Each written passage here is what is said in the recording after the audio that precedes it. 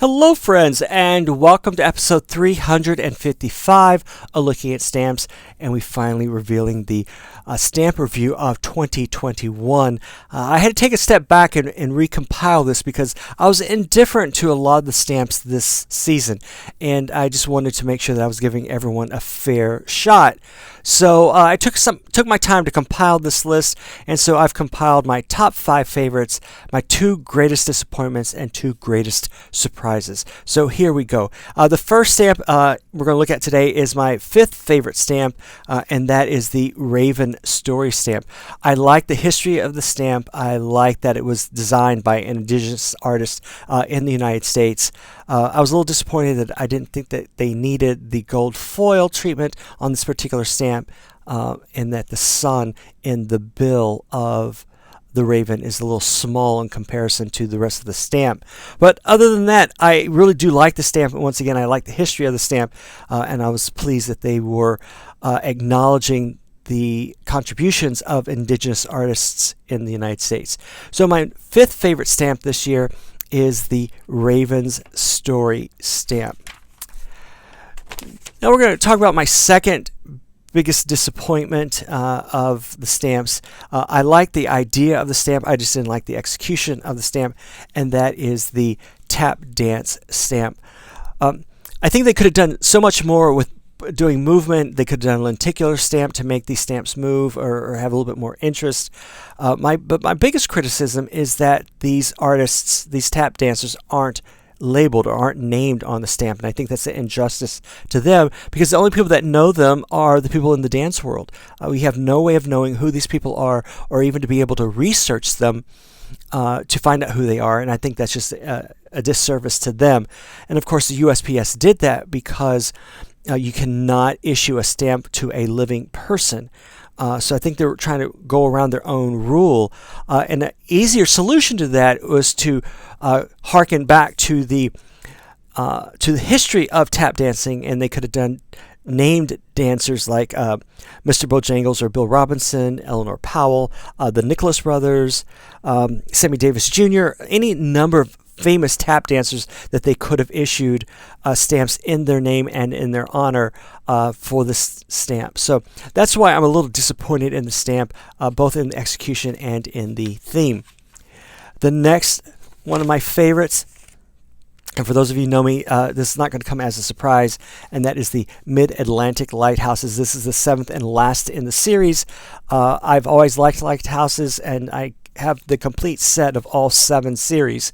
So I was happy to see this concluded in the series. So this is the 7th of 7 of the MidAtlantic Lighthouses. This is my 2nd or my 4th favorite stamp of the year.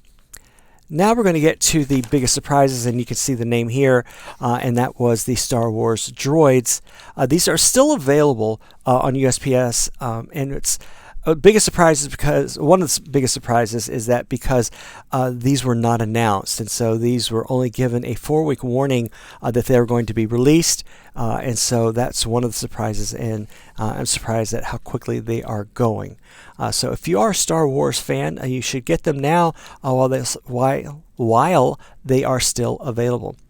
And so that is the second biggest surprise of 2021. Now we're going to get to another favorite. This is my 3rd favorite of the year. And it's such an odd stamp issue that it just surprised me. So it was going to be one of the biggest surprises. But then I needed a couple of extra favorites. And that is the Heritage Breed stamp set. Yes, these are farm animals. But I just really like the great detail provided them, and the portraiture of animals is I just find so unique and intriguing. These are given such gravitas in the way that they are portrayed in these photographs. And so I'm a big fan of these. Of course, many of you know that I grew up when I was small on a farm, so I have an affinity for farm animals, but I think these stamps really honor farmers and these heritage breeds of animals. So that is the Heritage Breed stamp issued in 2021. My biggest disappointment, and I alluded to this prior, and so you'll probably figure this out, but I just did not like these Garden Beauty stamps. I don't like the color palette. I think some of the photos look a little blurry to me, and I'm just not a big fan, and I think they could have done a much better job. Of course, flowers are one of the biggest selling stamps there are, but and I don't think these are available anymore. But that is the Garden Beauty, which is my biggest disappointment of the year. I just don't like the quality of the stamp, of the photography. Like this stamp right here looks blurry to me. These neon colors just aren't attractive to me. Now I know a lot of people who loved this stamp set, but I'm just not a fan. So that was my biggest disappointment of the year. My second favorite stamp of the year, and this is probably not going to come in any surprise that you knew this was going to be on here, and that is the Otters in Snow. I just think it's a delightful stamp set. Two of the figures are a little too similar to me, like these two are a little too similar to me, but overall it's just a joyful and playful stamp set. And I just, I like otters as well. So I think this was a win-win for me for the winter release stamp set. So that is the Otters in Snow, which is my second favorite stamp of the year. Now comes the biggest surprise stamp, and I'm still surprised by this. I liked these stamps. I didn't love the stamps, but these are no longer available on USPS, and that's the Message Monsters stamps.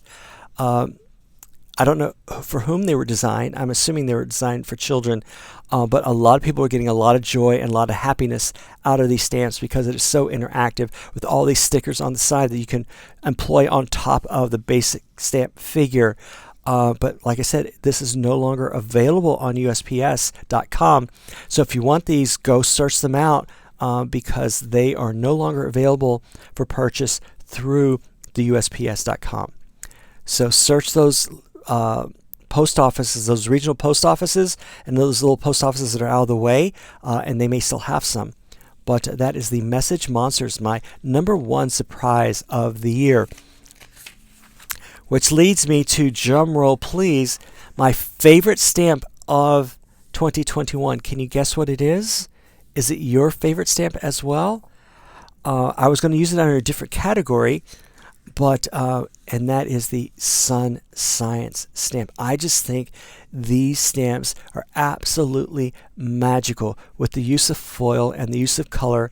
And I've mentioned this before, that there are so few stamps that have a solid black background, and that with the foil, the holographic foil in these, I just think these are absolutely spectacular, and you can use them for a lot of the astronomy stamps. You can use them a lot of the NASA postcards that are out there, the astronomy postcards out there, the science postcards out there. So these are I just think these are absolutely special, and they are my number one favorite of 2021. Thanks for following along. I'd love to hear what some of your favorite stamps are, if some of these made your list as well. And let me know in the comments. Have a great day, and I will talk with you again soon. Bye-bye, everyone.